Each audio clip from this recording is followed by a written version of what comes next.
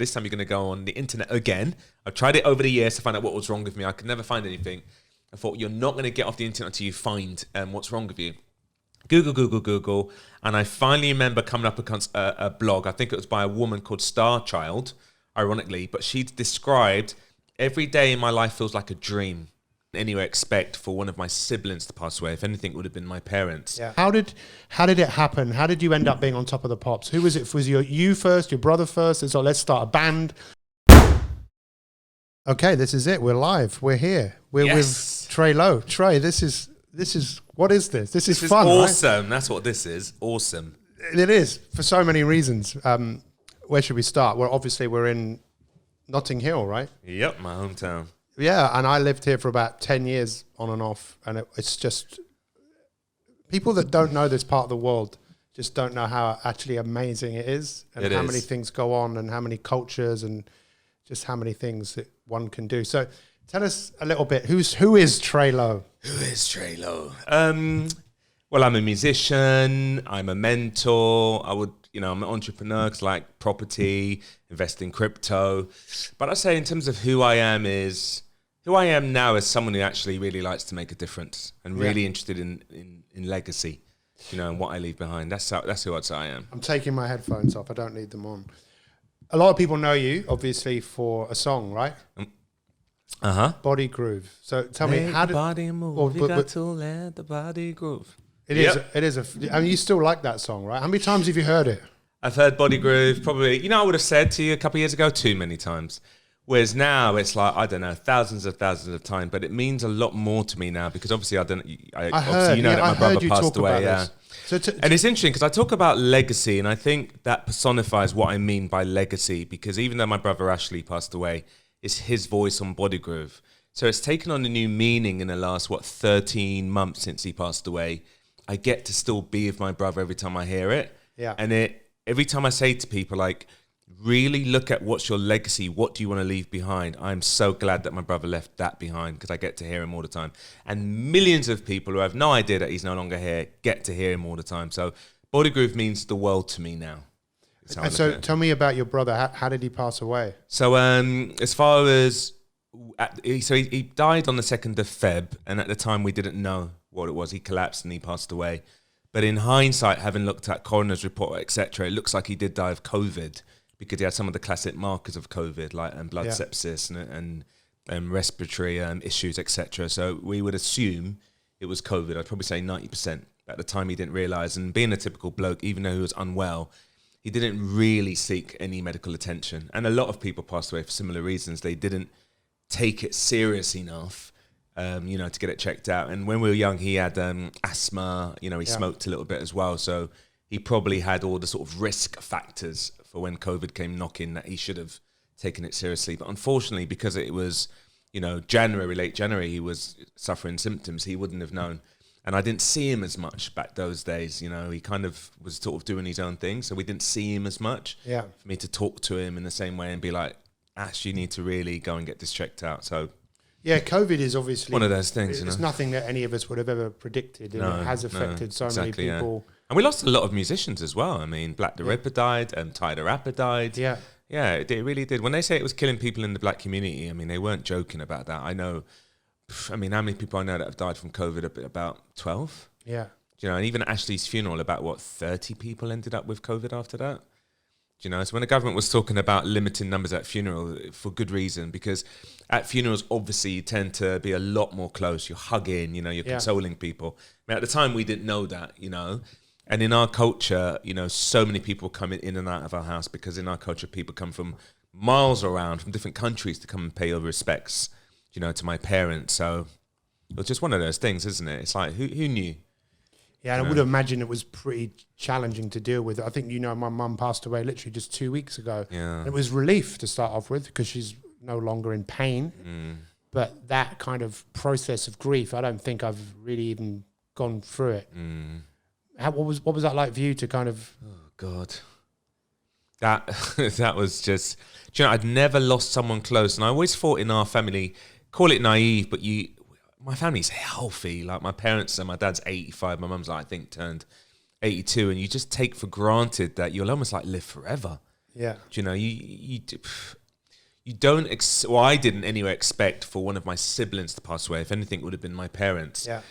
So to get the news, I always remember I was walking from gym within us, actually, walking home from the gym. My dad called me, and it was just one of those things that you get that feeling when the call comes in, this is not good. I don't know why. You just almost have a sense of it.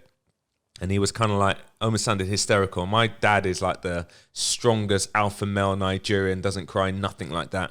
So to him on the phone crying, unable to get the words out, I was like, is it mum? But the shock was even worse when I heard it was Ashley. Yeah. Because like I say, if it's your parents, fair enough, it's a shock, but they're old. It's like, that's the natural order of things. But he just kept saying, your brother Ashley is gone. I mean, it's emotional even.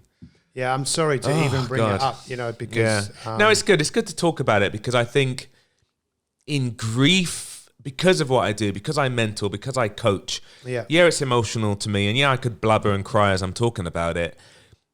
But still, I want people to be left with, don't take people for granted. Don't take life for granted. Yeah. Don't get time for granted. And that's why I talk about my brother.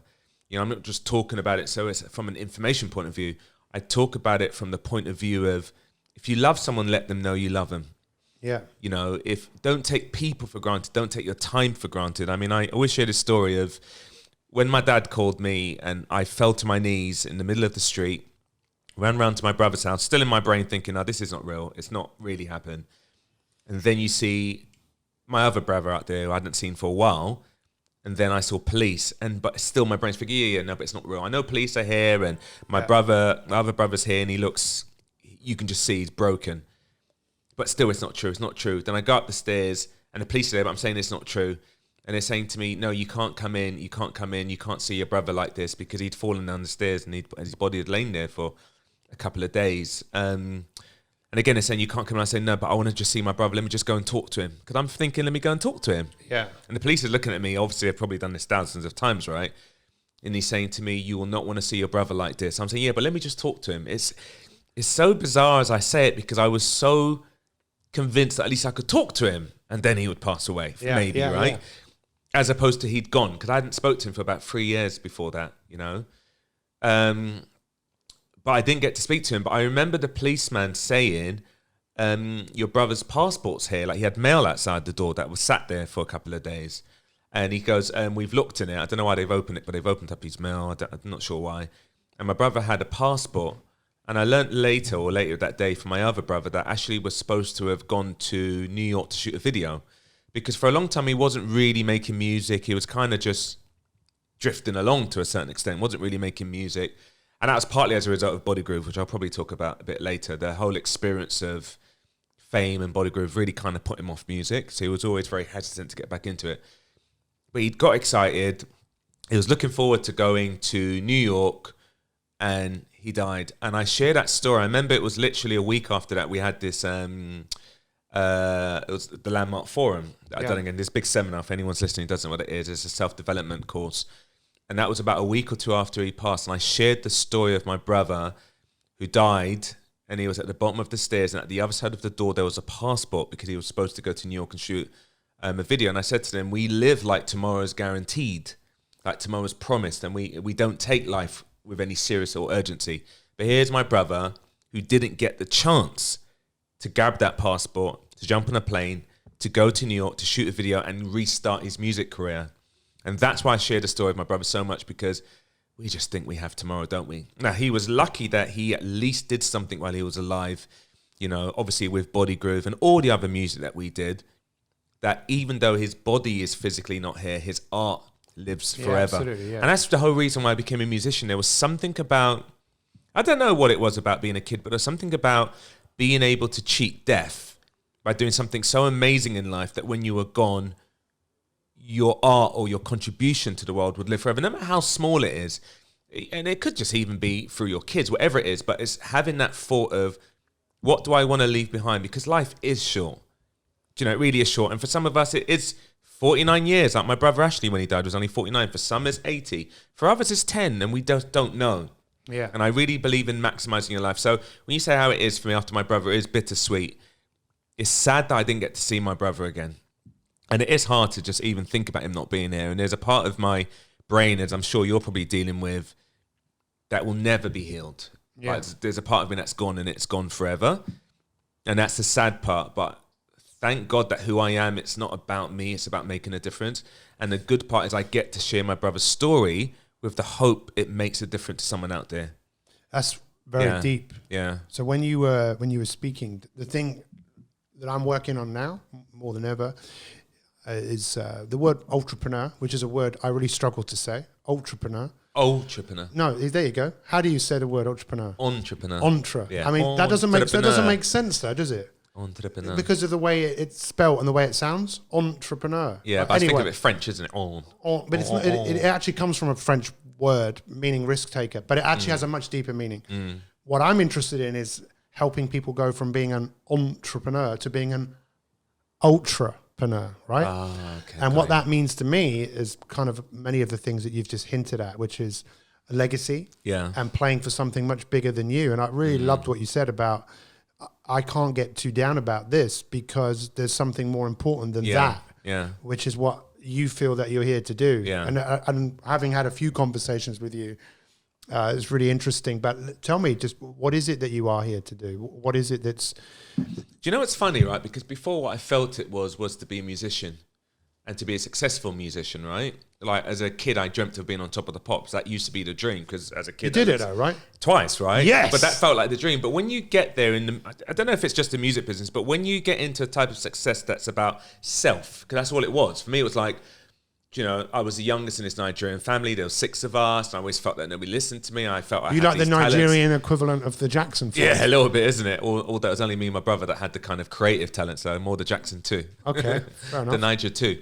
But there was something, it was, some of that was all about me. I'll show you. Like I was sharing a story with you earlier. So I grew up, and for anyone that's Nigerian might be able to resonate with this. I'm 46, by the way. So I was of the age, obviously, way before Google and the internet. Every Nigerian family would have encyclopedias. They were called Britannica. So Encyclopedia Britannica. Encyclopedia Britannica, yeah. And these volumes, 20-volume books.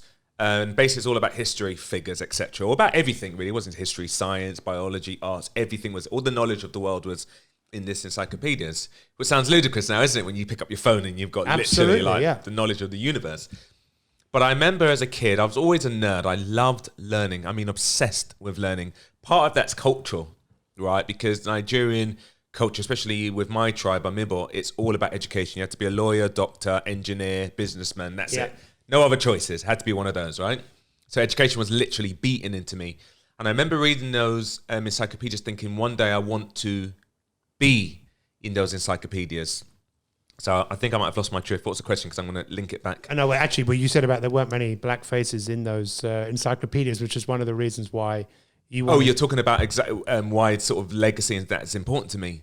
So going back to exactly. So one of the things was there weren't many people that looked like me. And I was looking at Galileo and Aristotle or, I don't know, Ford and all these great men and mainly men, many white men. Not that was a biggie for me, but I thought, I could be in that because there's no one that looks like me. And there was a naivety about me, and maybe that's something about being an entrepreneur, being a risk taker. I think you have to have a level of naivety to think, I can do that. Yeah. It's very casual. And I thought from a young age, I mean, I loved a lot of stuff. I mean, I did the typical, I want to be a footballer, astronaut, all that stuff. But also being a musician for some reason resonated with me from a young age.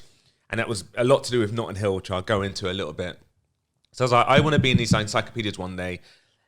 And it was that legacy, that kind of sense of I want to be in there. And for some reason, as a young kid, I think I had an obsession with death because growing up Catholic, I was this science nerd. So I was into Darwinism.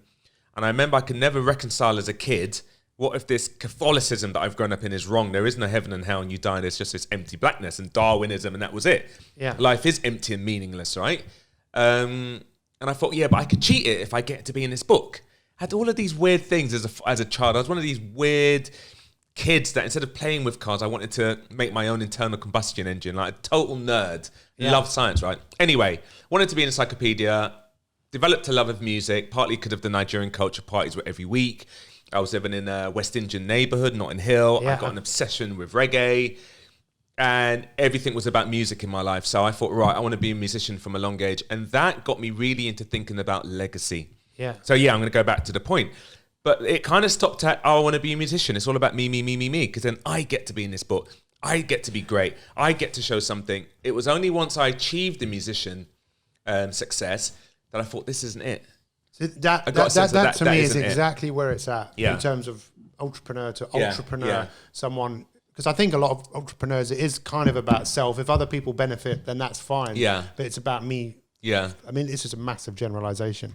So, but it's really awesome. In fact, when you just talk about reggae music, I saw Aswad and Gregory Isaacs at the carnival, you know, many years ago, which was growing up around this part of the world. There's something, I told you that the newsagent across the road there, he used to tell me that he used to see Marvin Gaye walking up and down the road because Marvin Gaye loved this neck of the woods. Bob Marley loved this part Bowie of the world as well. They all loved hanging out. Jagger. I think he had a little spot somewhere around here, didn't he? Jagger. Yeah. Oh, why? No, that was not my impersonation of Mick Jagger. So in terms of music, how did that come about? How did it happen? How did you end up being on Top of the Pops? Who was it? Was you first, your brother first? And so let's start a band. So again, yes, I mean, can you imagine, it's true, you say Notting Hill Carnival, so you imagine you're growing up in this creative neighborhood. Each year, the creativity explodes into this sea of noise. Once a year, the streets go crazy and it's noise everywhere. And of course, all of these things are reinforcing music. So me and my brother just made music independently. So from a young age, I'd be banging on all sorts of stuff, making sounds. And we got dirt poor. I mean, dirt poor. So we never could afford a keyboard or anything like that. I think one day my oldest brother found this old keyboard that was discarded at the end of the street. And because I was such a nerd, I could always fix things. And I remember fixing that, and that was like my first keyboard. It was just this old white Casio VL tone. I can't remember what the hell it was. Because I had one of those. I can't remember what it was, but it had like, you know, your typical organ sound, piano sound. Yeah. It was naff. But it allowed me to learn a bit of piano because we grew up so poor, I couldn't do piano lessons. So me and my brother always kind of did music independently. My oldest brother was really into drumming. And as it got more sophisticated, I'm just trying to even remember when I got my first computer. No, I think I had a Nava keyboard. I can't remember, a Yamaha. It was a bit more controllable, a synthesizer, and I could make basic beats. And at the time, my brother was way more advanced than me. He had a friend of his, a guy called Kojo, whose mum was... Actually, this guy's mum was someone really big, but I can't remember who it was. Someone from the Motown days. So actually was way advanced in terms of knowing people. But I was someone that was at home playing on my little synthesizer and always continually making beats, like a mad professor, always making beats. So Ashley then had this girl group that he was working with a singer called Aretha. And one of the singers in that band was the girl, Nana, who ended up doing Body Groove with us. So he was doing that thing. I was making my beats. But where we started having the formal success was one of the little beats I made up on my little synthesizer it became as a little beat that my brother heard. And at the same time, I was always listening to Brandy and Monica, The Boy Is Mine. Yeah. Always obsessed with that song. I'd nicked the CD off a friend of mine in university and I was obsessed with that and I had this little beat. And Ashley heard this beat and he said to me, why don't you put that with The Boy Is Mine? So we didn't have a studio because we were so bloody broke, but he knew a guy, a friend of his called Kevin. Ashley was great with people. He's such an amazing soul. So anyway, Ashley brought me to Kevin's house because Kevin had a studio with my little beat, with the CD, with the acapella for Brandy and Monica, and us three just sat there and with the beat as a basis, just created a track because by then UK garage had kind of become a thing, but no one had really put a full-length R&B vocal out. So us three sat there 2 days, boshed out this song, which was a bootleg, i.e. an illegal version, remix of The Boy Is Mine. Them two went around to different underground distributors because back then it was all vinyl. Someone agreed to take it, pressed it, gave us this basic deal of 50-50, although it wasn't quite 50-50. But this song became the biggest track on the underground, like it was nuts. I don't know how many thousands of copies we sold of this track. Probably 20, 30. I mean, it's just now become legend. Nobody would really know how much we sold of this track. But that Boy Is Mine was... And everyone talks about Body Groove, but only people in the scene know The Boy Is Mine. Yeah. I would say that was our best record we ever made. And it was the very first record. I can't wait to hear it. I must have. The Boy Is Mine, yeah. When you can Google it. Even now it sounds so fresh. We'll play it. It's revolutionary. I mean, Body Groove's great, don't get me wrong, but The Boy Is Mine was Body Groove is like a pop. Body Groove was a pop song, yeah. I mean, it was great. It wasn't built as a pop song. It's still underground. It became known. It became a pop song, but a kind of cool pop song. But The Boy Is Mine was revolutionary because that helped shift garage, which at the time was this fall to the floor speed garage vibe, into an R&B song-based, chorus-based genre, and that's what gave it the commercial appeal. Yeah, That's suddenly where labels thought, major labels thought, wait a second, there's something we can go with this, and it made it a very British sound, and it blew everything up, and it was that made me think, wow, all these years we really are good. Because you think that you're good, isn't it? But ultimately, you're only good when you actually go out there and let the crowd and the people decide. But that was our very, very first record, built on my little beat, and it became the biggest song in the underground. Yeah, and it was like all my little dreaming as a kid of like making it was like, wow, when you think I actually am good, I can do this. It's incredible when you get that vindication.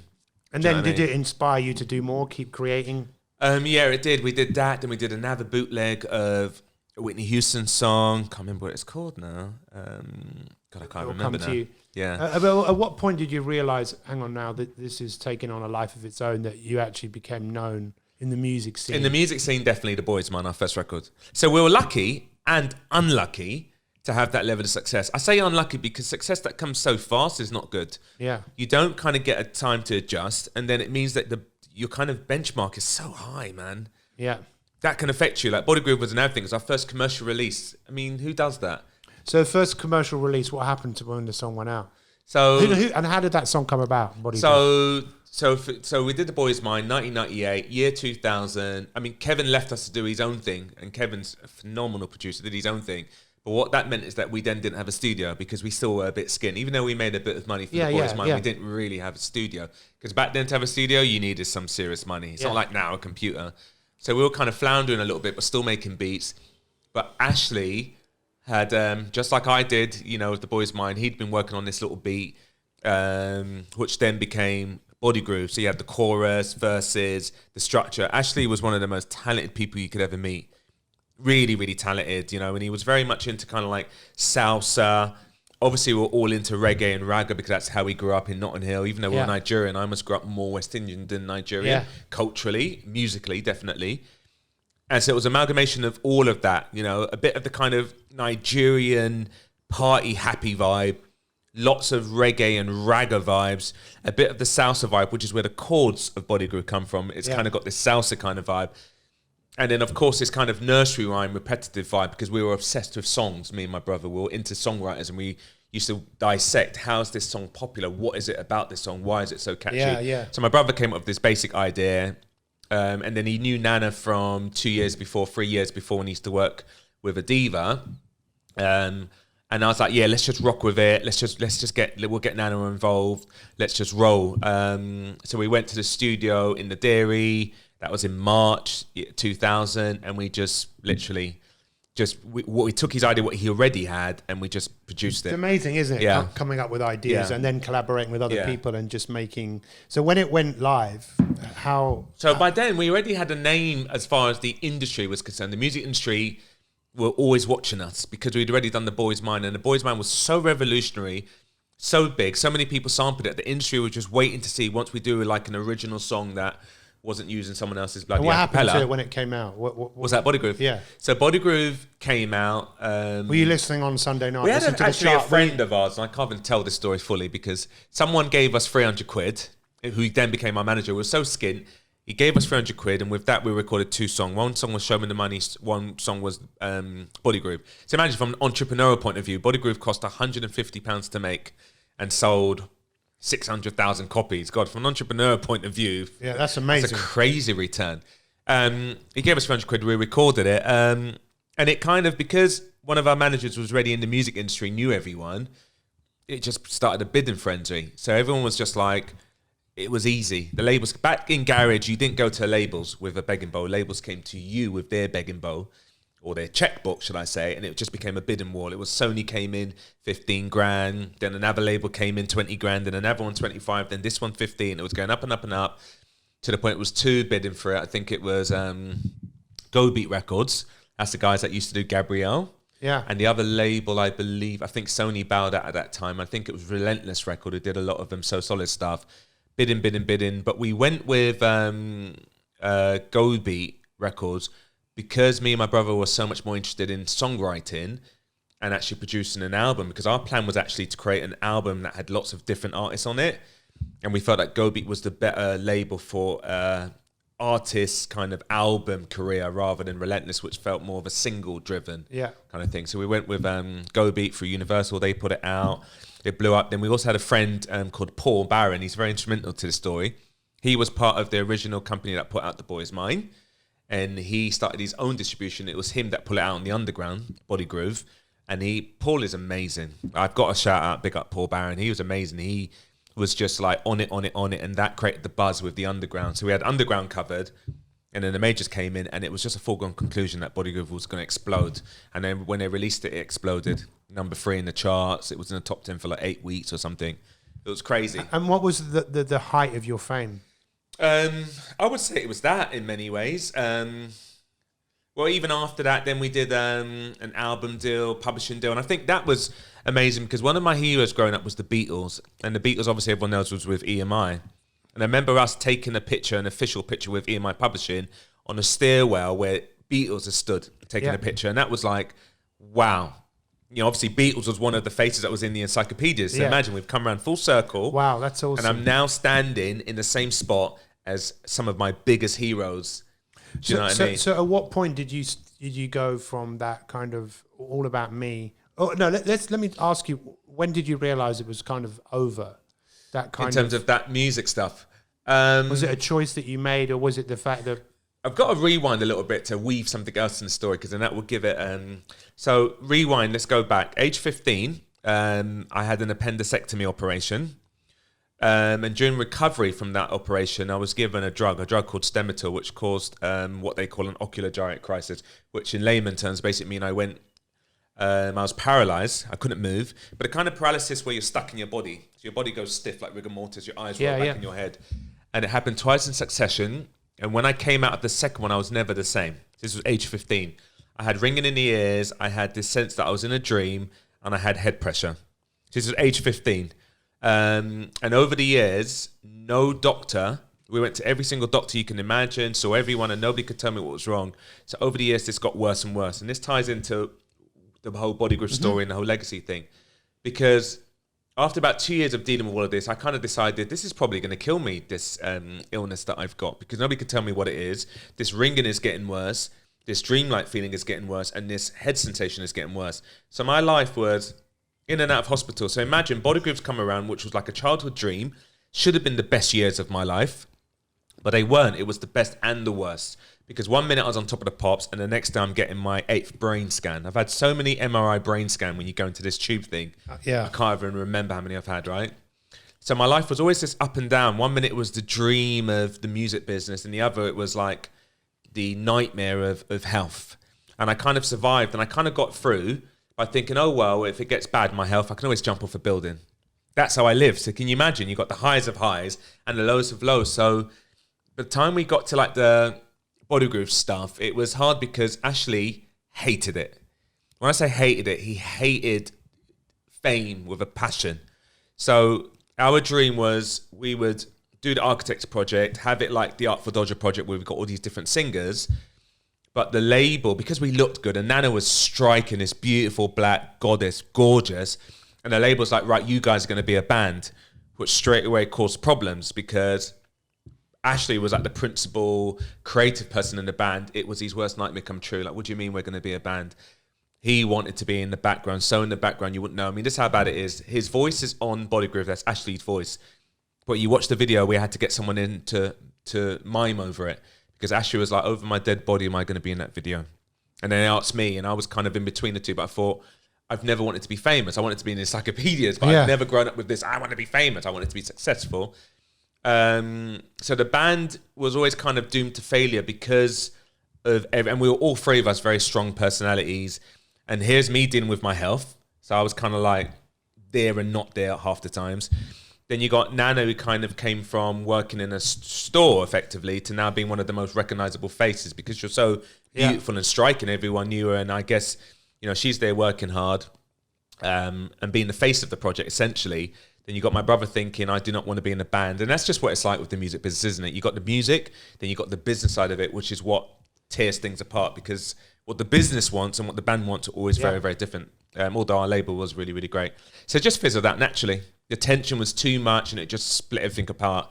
I actually wanted to be in the background, wanted nothing to do with it. Nana had her own view, and here's me in between it all, but also dealing with my health. Yeah. So it kind of came to an end naturally, just in that sense. It was just untenable. It was never ever going to work. Then that's it. It was about 2 years of that. We were remixing for NSYNC, Justin Timberlake, all of this stuff. It was like a dream in many ways, because here you are getting paid 10 grand for 2 days work. Yeah. And the one thing I got into as well, again, which is why I like talking about legacy and cultures, because my dad ended up in Notting Hill, got into property, bought the family house. All I ever knew was property. So when we got paid from Body Groove and the music, the first thing I did was got into property. And bought property, yeah. It's funny being in this area, because my grandma used to own like a whole block of flats, but they sold it way before they should have sold it. Oh yeah, my God, my dad held into that. So I bought property. So in answer to your question, it went from being about me, and I want to be, in a band and be on Pop to Pop. You want to be Encyclopedia Britannica. Yeah, but then because of my health, it started me really getting much more interested in suffering. Yeah. And what's it like to have to push through suffering in order to achieve? Because even though I was suffering, I still went to university, got a degree in advertising, still got into a band and achieved a childhood dream. Still was massively started to get interested in people and making a difference, because I remember reading the book Think and Grow Rich. And again, I got it from Ashley. I've got so much to thank my brother for in my life. It's crazy. I nicked this book from him. I'm always stealing stuff. What's wrong with me? Stealing music and making something. Anyway, I took... but there's no such thing as new ideas, yeah, right? I know. I took Think and Grow Rich from him. So I always had that in the background. And that book helped me with my... what I was going through, because the band members, my brother or even Nana, nobody knew what I was dealing with. The managers, label, nobody knew the health issue that I was dealing with. And it was books like Think and Grow Rich that had me think, you can actually start to develop your mindset to a point of so much power that you can deal with anything life throws at you. Mm-hmm. So that book and subsequent books helped me get through that period, and I got a lot more interested in how many other people are suffering and dealing with things in their life. How are they getting through it? And that made me think, you know what, Trey, it isn't about you and your success. Plus, you've got into the music business. Is it all it's cracked up to be? No. You're just meeting other of your idols. Do they look happy necessarily? No. Because once you're in the industry, as you know, you've been on TV, you've done it, right? Once you're on the other side of the curtain, it's not the shiny thing it seems. I'm seeing people who are on coke, drinking, this, that, and I'm thinking, you could have been your idol to people, but if they only knew how sad you were, or if they only knew how insecure our industry is, 1 minute you're big, next minute you're nothing again. Your income's going up and down. Your sense of fame is something you're relying on, but it's kind of like empty because it can be whisked away from you. So it started me thinking, fame and this isn't it. Service is where it's at. Because I was suffering so much, doing CBT and all this stuff, I thought, wait a second, that's actually interesting. That's what I want to do. I want to become someone that makes a difference, because everyone's dealing with something. Whether you're a pop star at the top of your game, a movie star, or a cleaner, people are dealing with something. And that made me start to think beyond myself. Yeah, that to me is what an ultrapreneur is, where you kind of realize that it's much, as I said, it's much more than just you. It's much more, yeah. And it's all about you, but at the end of the day, it's all about what you can do for others. And again, good thing that you kind of alluded to, that it's what you're doing behind the scenes that no one else can see to make you better, so that you are better at helping other people. Yeah. The Think and Grow Rich was a massive game changer. I actually presented, and Napoleon Hill's grandson was there. And I spoke to him afterwards, and it was fascinating. Well, I mean, Napoleon Hill spent all those years trying to figure it all out, right? And figure out. And he said the era of the go-getter is gone. It's the era of the go-giver. Yeah. And that was back in the 1930s. He was way ahead of his time. Yeah. It's crazy, isn't it? Yeah. But again, he got so many of his ideas from other people just by... So right now in your life, what is it that you're up to? What is it that kind of really gets your juices flowing? So again, it's that same thing. So, I mean, fast forward with my health, it just got worse and worse and worse, to the point I DJ'd. This was 2008. I DJ'd in this club called the Sugar Hut, I believe, in Fulham. Yeah. They had these massive speakers there. So imagine all of these three things that I said: my head pressure, this dreamlike sensation, my tinnitus, has all got worse over the years. So from age 15 right through, I think I was 33, 2008. DJ'd, it was super loud. I woke up the next day and I was deaf, like about 80% no hearing. My tinnitus, which by then was about 9 out of 10 in terms of hardship, in terms of loudness, had now become a 20 out of 10. And I remember thinking, Trey, all these years you've always said if your health gets bad, you're going to jump off a building. You better go and find the building or do something about it. So I remember thinking, I can't really jump off a building because I wasn't actually suicidal. I was just fed up. Yeah. And ending it all presented a way of ending the suffering, but it's different from actually wanting to like top yourself. So I was like, I'm not going to top myself. I can't do that. Plus I was Catholic. You know, it's like being a Catholic. You can't top yourself. You end up in hell. And I wouldn't have done it to my mum and dad. So there I am, back to being a nerd, thinking the one thing you've got as a gift is you're bloody nerds. So this time you're going to go on the internet again. I've tried it over the years to find out what was wrong with me. I could never find anything. I thought, you're not going to get off the internet until you find what's wrong with you. Google.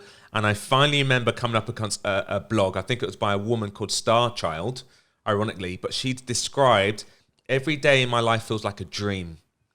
And I remember reading that blog and my heart is like literally thinking, oh my God, this is someone that's describing how I feel. And she mentioned her condition was called derealization. I was like, what? Excited. And I remember Googling derealization. I thought, wow, that's what I've had all these years. It's called derealization. And no doctor on planet Earth has been able to tell me that. And then I worked it out when I was given this drug that paralyzed me. What happens when your body goes through extreme stress, psychological stress, your brain will want to disassociate you from the trauma. Is that when people say they've been attacked and it felt like they were watching themselves being attacked? Your brain does it to disassociate you from the trauma. Yeah. So my brain did that age 15 because I was paralyzed, which was my greatest fear as a kid, was being confined in an enclosed space. And then I worked out what had happened to me was equivalent to PTSD. So once I learned that, I was then able to look at, I was suffering from an anxiety disorder. This is 2008. And the minute I found that out and I started to treat it as such, deep breathing, meditation, blah, blah, blah, within 2 weeks, head pressure disappeared. The derealization didn't go. Derealization is where you feel like you're not really here. It's an actual condition. That never went, but because I knew what it was, the fear around it disappeared. The tinnitus was still there, but it stopped bothering me because then I got a sense of, okay, so what? It's going to be here, it's not going to go, because I started to develop my mindset really, really powerfully. Anyway, that then led me to, right, I'm going to dedicate my life to really making a difference. So the first thing I did, I eventually stopped DJing because the tinnitus, I was like, you just can't afford to get your ears any worse. Luckily, my hearing came back. I wasn't deaf. So I started to go on TV talking about tinnitus. And that was a shift for me because the last time I'd been on TV was with the band, looking cool, looking good, kind of like all about me. Look how cool I am. Masking all the insecurities and stuff going on. I mean, you know, it's like you've been around it, isn't it? You know, you'll kind of become a persona of I'm so cool, but really you're dealing with shit.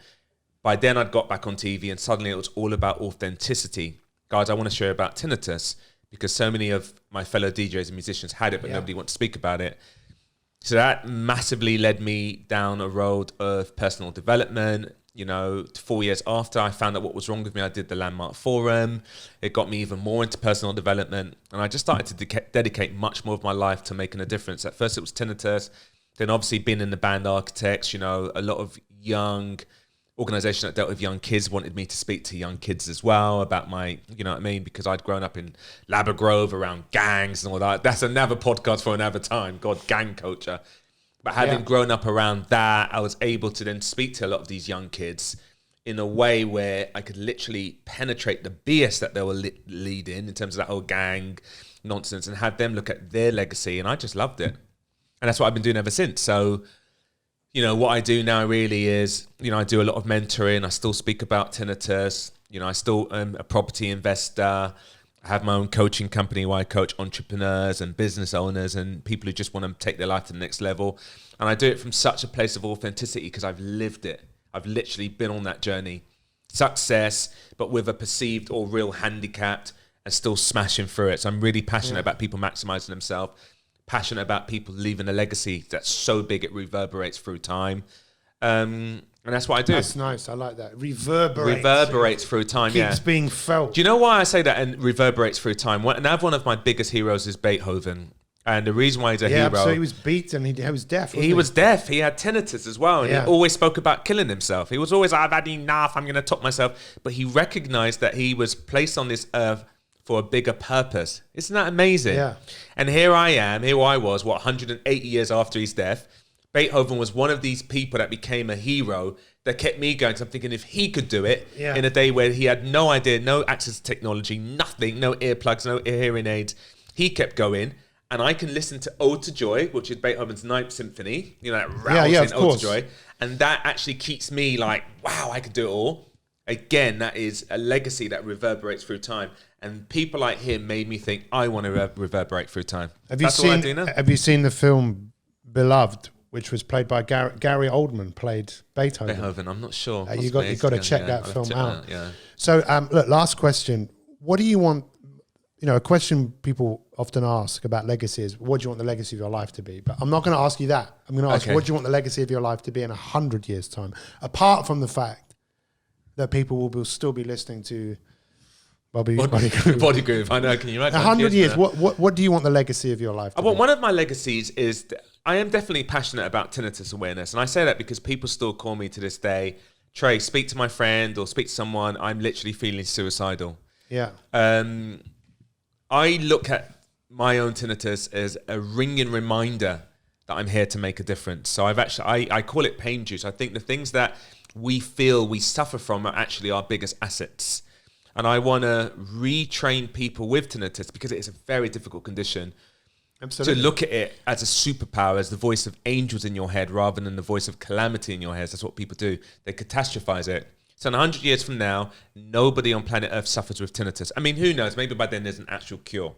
But if there isn't a cure, that it's not the thing that has people commit suicide, because a lot of people with tinnitus do, or that people suffer from it. Yeah. That's one of the legacies, because they hear me or something I've done makes a difference to that.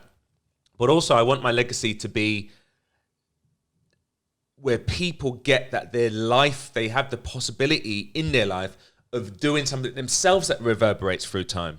So they don't live a life that's about day to day, me. They live a life about, how do I want my life to reverberate through time, to make a difference? I think that's really critical, because if we can all live a life like that, we then get to make the future for our kids better. And I want my legacy to be part of that. And luckily, I'm not alone. I mean, you're in the same thing. There are so many of us now that are committed to making a difference to human beings, so much so that after we've gone, that still happens. My brother Ashley did that. You know, he was someone that was always inspiring people. There are so many people that are inspired by his life because he was someone that was always speaking in that way. He got me into it. So again, people remember, oh my God, you remember Trey? He made such a difference to me, to the point that even my kid's not the same and my kid's not the same. That's what I want my legacy to be. Like, that's beautiful. And it's so much, and also music as well. I'm not done with music. Yeah. To create music like Body Groove that reverberates through time, because when people speak to me about Body Groove, their eyes light up. Yeah, I know. I've seen people. Yeah, what they're doing is literally, because the thing I say about us musicians, music isn't ours. And that's what I don't like when I see ego musicians. I'm thinking, it's not about you, you idiot. Yeah. We're just a conduit to pass music on because it makes people feel good. Do you know, if you think about music is very ubiquitous. Like, you know, you make love to music, you have weddings to music, you have parties to music. It makes such a difference to the quality of people's lives, and it's always around at any time. So for me, I think music has the ability to heal. Music is revolutionary. We all know we were talking about Marvin Gaye earlier, right? Think about listening to what's going on. Yeah, what a song that is. It's as people relevant now. People don't know when they... Exactly what that song is about, unless you really listen to it. It's so relevant. Yeah. I mean, even something cheesy like "Happy Birthday to you." Stevie. When you listen to the words of that, it's about Martin Luther King. Yeah, it's as relevant now, his message, as ever before. Little black boys and little black girls and white kids playing together. I mean, we're in a world that we've been torn apart by race. So I'd want to create music also that heals. Yeah. So ultimately, it's literally having a legacy that reverberates through time. That's through my speaking, through tinnitus, and through music. That's it. Sweet. I don't know what else to say apart from your brother, his spirit is with you. I'm not talking like I'm some sort of psychic, you know, because I'm not a psychic, but I just get the impression that he's reverberating, right? Big time, right through us here, right now. Yeah, my brother's soul is always going to be. He's probably sat here on the edge here, just smiling, and yeah. I also like the way you describe him in terms of he was kind of happy to look at what was going on without feeling that he actually needed to be in the front of things. Yeah, you know, and there's a generosity in that. I think there's something about that generosity because we're in a world, I'm not saying everyone's narcissistic, but I think when you look at social media, we're definitely in a world where everyone's kind of like me. And some of that's necessary because you do want the attention, But right? it gives you something, doesn't it? But the greater thing comes from the greater thing is about what you do. generosity, isn't it? You know, you look at Napoleon Hill, you look at people who've left legacies.